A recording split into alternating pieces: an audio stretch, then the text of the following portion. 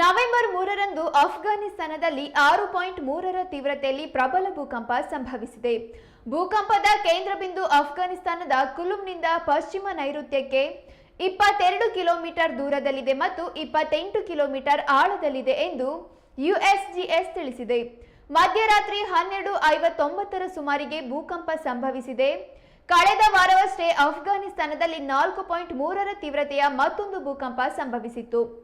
August 31ರಂದು Pakistan ಗಡಿಯ ಪೂರ್ವ ಅಫ್ಘಾನಿಸ್ತಾನದಲ್ಲಿ ಸಂಭವಿಸಿದ 6.0 ತೀವ್ರತೆಯ ಭೂಕಂಪವು 2200ಕ್ಕೂ ಹೆಚ್ಚು ಜನರನ್ನ ಬಲಿ ತೆಗೆದುಕೊಂಡಿದೆ.